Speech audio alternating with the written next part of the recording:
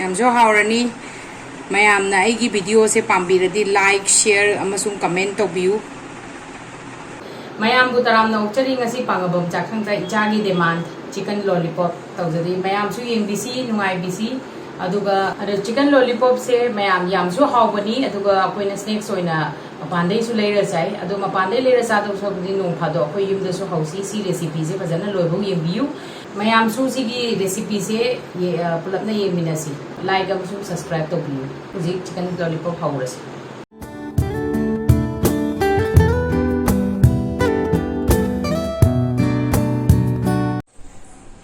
ngasi haurasi aina lauriba chicken se semaga laura'e ado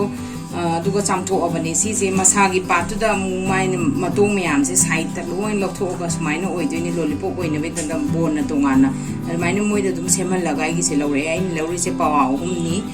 aduga kari kari changa da bada ahamdai chicken se change chicken na tana akoi season na gadab se si huji aina logdoi se kudak ta dum tauna ba dum tawrasi marinate tawraga hana thamoge su yai pungkhai am pungama aina logdoi se thum je logduni koi gi chabai chang matung ina sigi quantity matung ina aina chamas tangkhai kitang takna lawrage yamdi adu lawrani aduga thum dagi hendoktana thum je ahambada dum tolase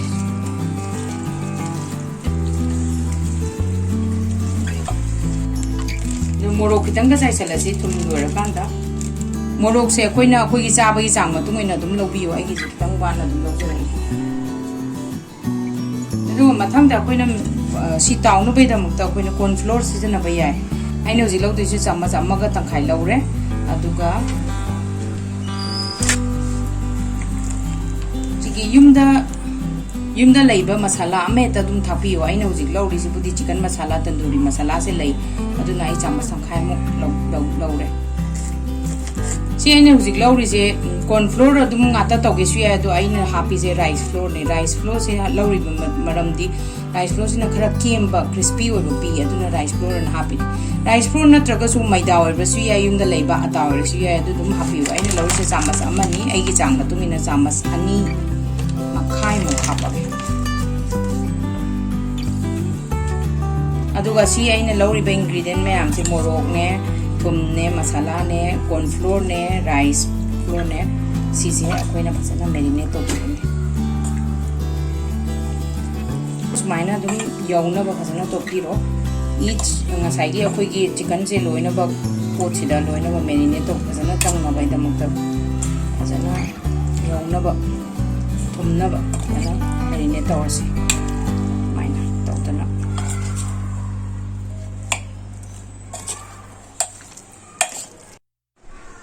sai se akoi se yam dry orasu khitang ka ising hapiragana sumaina dum khutna su dum tawo yai aduga koina taw matam da koina kawroi da budi sumba pisina tonga tonga tawaga tawa si ready oire ai uji thau sa halaga je khang baja oi lawre khang baja lawradi thau ji am haida su yai aduna adugi da maktaina khang baja lawbani ai lawri thau je dum hangam thau da tawrni ai di adu any thau adum na ja bi ba dum tawbi be yani je phasana sare duda ngasai gi yen je tawnam se momom lawra taw khang de ti pani ne yen da un de san dong man do gi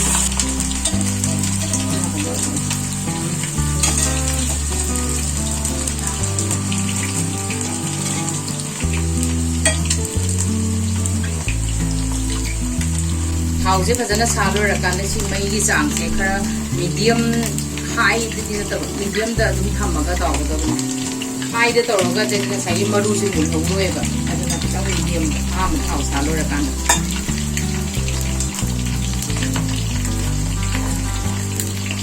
mai taw da na koi on dir bul si na kan da na mudda ka to ga ne kai gumba koina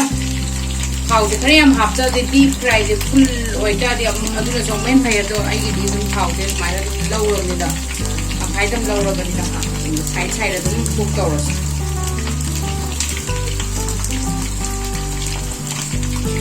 si ai gi thau je kan to da bani na ka bo mai na da ro khara mun na ba de ni ni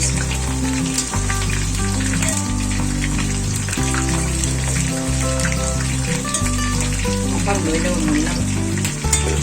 sigi recipe sina ne kwai de sambadi angang lo yam pamba ꯈ꯭ꯋꯥꯏꯗꯒꯤ ꯁꯤ ꯐꯖꯅ marinate ꯇꯧꯕꯤꯈ꯭ꯔꯒ ꯑꯗꯨꯝ ꯂꯣꯏꯔꯦ ꯑꯉꯥꯡꯅꯁꯨ ꯄꯥꯝꯗꯅ ꯍꯔꯥꯎ ꯍꯔꯥꯎ ꯑꯗꯨꯝ ꯆꯥꯗꯣꯏꯅꯤ ꯍꯥꯎꯁꯨ ꯍꯥꯎꯕ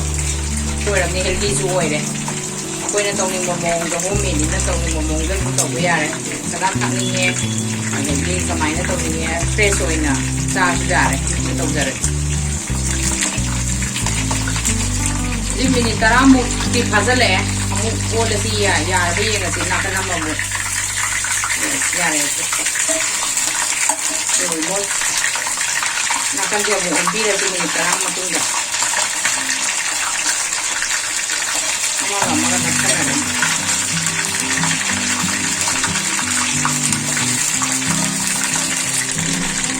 ꯁꯤ ꯑꯣꯜꯂꯦ ꯁꯥꯏꯗꯁꯤꯃ ꯑꯃꯨꯛ ꯇꯥꯎꯔꯁꯤ ꯑꯍꯥꯟꯕꯩꯗꯣ ꯃꯤꯅꯤꯠ 10ꯃꯨꯛ ꯆꯪꯈ꯭ꯔꯦ ꯑꯩꯈꯣꯏꯅ ꯁꯤ ꯆꯤꯀꯟꯁꯤꯗ ꯇꯥꯎꯕꯁꯤꯗ ꯑꯩꯈꯣꯏꯅ ꯀꯥꯎꯔꯣꯏꯗꯕꯗꯤ ꯃꯇꯣꯡꯗꯤ ꯌꯥꯝ ꯊꯨꯅ ꯃꯨꯜꯂꯤ ꯑꯗꯨꯒ ꯃꯔꯨꯁꯤꯗꯤ ꯈꯔ ꯀꯨꯏꯅ ꯑꯗꯨꯝ ꯆꯪꯕꯅꯤꯅ ꯑꯗꯨꯅ ꯈꯔ ꯃꯤꯅꯤꯠꯁꯦ 10ꯗꯤ ꯑꯗꯨꯝ ꯆꯪꯉꯤ ꯋꯥꯟ ꯁꯥꯏꯗꯇ ꯀꯣ ꯃꯔꯨꯁꯨ ꯃꯨꯟꯅꯕ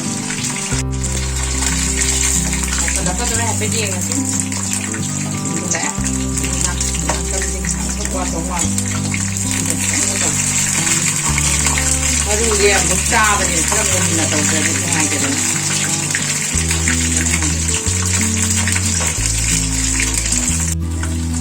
मुल्ला आएगी से यार ने मुल्ला डॉक्टर रसी यहाँ क्रिस्पी शू हो रहे ये बता तुम क्रिस्पी हो रहे आई शी ये हो रहे यार ने हाँ नहीं ना सुपाम भाई जागे रेडी हो रहे सुमाइन तो उधर आएगी थाउ से दा मथंगी से तुम मथंग तुम ताऊ से इसने पर सेब से पर यादों का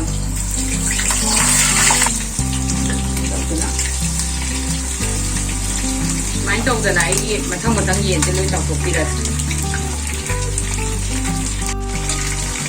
yare nakan na mo les ko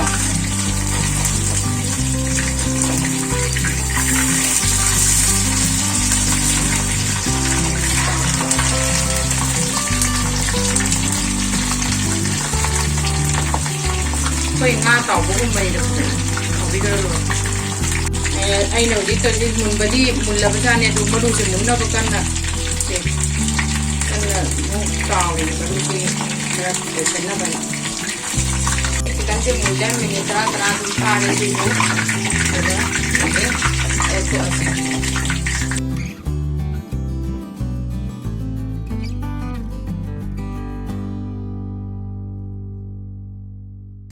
कोई ने एक्स्ट्रा ऑयल दो लोगों ना भाई डमते टिश्यू में दुम थारा को लोग को यार जिक लोय रे ये चिकन दो दुना सब तो और नहीं चादू इंगाई ले रहे मैं आप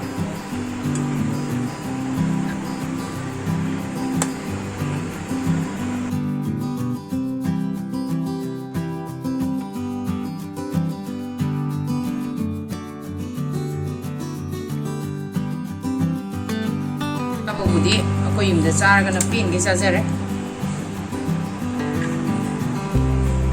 मोरोक्सिगा चप चानरानी सब्सक्राइब तो book thank you for watching